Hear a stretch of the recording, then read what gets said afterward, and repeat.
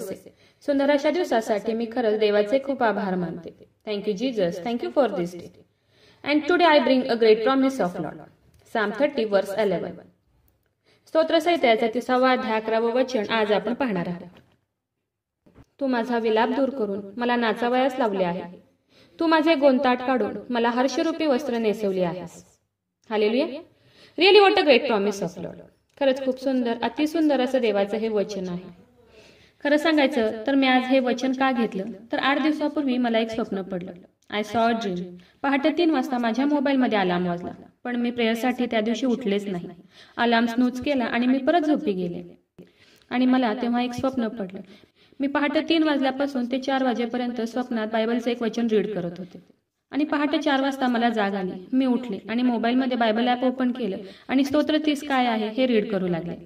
आणि तेव्हा हे वचन मी त्यामध्ये पाहिलं. स्तोत्रसंहिता 30वा अध्याय 11वं वचन मी त्यामध्ये पाहिलं. तू माझा विलाप दूर करून मला नाचावयास लावले आहेस. तू माझे गोंताट काढून मला हर्षरूपी वस्त्र नेसवली आहेस. हालेलुया. जेव्हा मी हे वचन रीड केलं खरंच तेव्हा मला खूप आनंद झाला. मी देवाचे आभार मानले. सुंदर वचनाबद्दल खरंच देवाची खूप स्तुती केली. म्हणून आजचं हे वचन मी तुमच्याबरोबर शेअर करत आहे.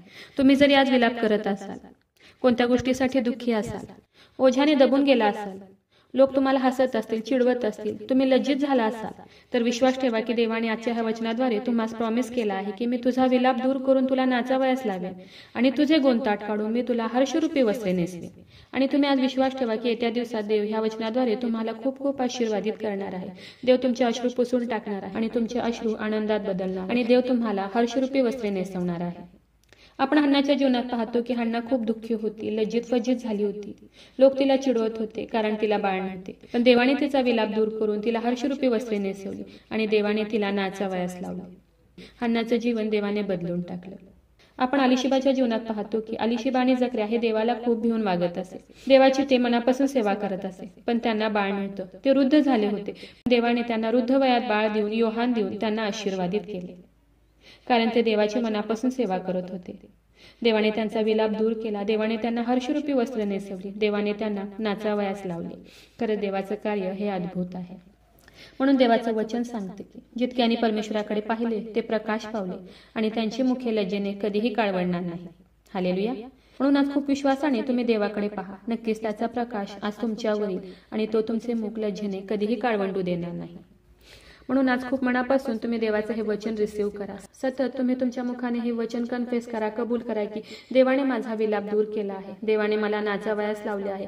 देवाने मला हर्षरूपी वस्त्र नेसवले आहे. हे सतत वचन तुम्ही तुमच्या मुखाने कन्फेस करा, कबूल करा आणि नक्कीच देवास तुमचा विलाप दूर करेल आणि तुम्हाला नाचावयास लावेल. देव तुम्हाला हर्षरूपी वस्त्रे नेसेल. म्हणून आज देवाचं हे वचन तुम्ही खूप विश्वासाने रिसीव्ह करा.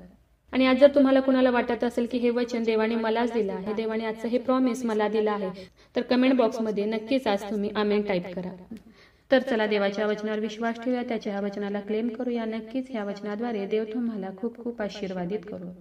खूप जणांना देवाच्या ह्या जिवंत वचनाची गरज आहे. म्हणून आज मी रिक्वेस्ट करत आहे की खूप जणांपर्यंत देवाचं हे जिवंत वचन तुम्ही आज शेअर करा.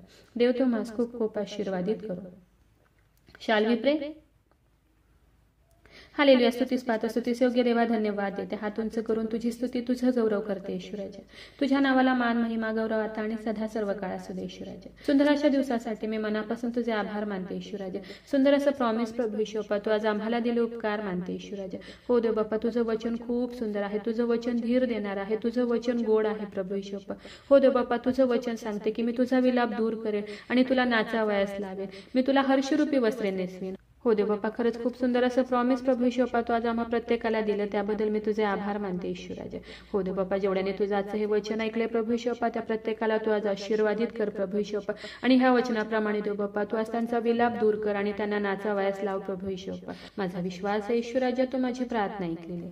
आग्रहाची विनंती करत आहे प्रभू ईश्वरा, जेवढे प्रेयर रिक्वेस्ट आले तुझ्या हातात देते. प्रत्येकाची प्रत्येक गरज नासरेत कर येशू, तुझ्या नावात तू आज पूर्ण कर. आग्रहाची विनंती करत आहे प्रभू ईश्वरा, जेवढे लोक आजारी आहेत, त्रासात आहेत, संकटात आहेत, हॉस्पिटलमध्ये आहेत प्रभू ईश्वरा बाप्पा, आयसीयू मध्ये आहेत, व्हेंटिलेटरवर आहेत प्रभू ईश्वरा, कोमात आहेत प्रभू ईश्वरा, ज्यांची सर्जरी झाली आहे प्रभू ईश्वरा, ज्यांना डॉक्टरांनी सर्जरी सांगितली आहे प्रभू ईश्वरा बाप्पा, हो देव बाप्पा, ज्यांचे रिपोर्ट्स येणार आहेत प्रभू ईश्वरा, त्या प्रत्येकासाठी आग्रहाची विनंती करत आहे. तुझं स्वर्गीय सामर्थ्य तू त्यांच्याकडे पाठवून दे देव बाप्पा, आणि तू त्यांना स्पर्श कर आणि बरं कर प्रभू येशू बाप्पा.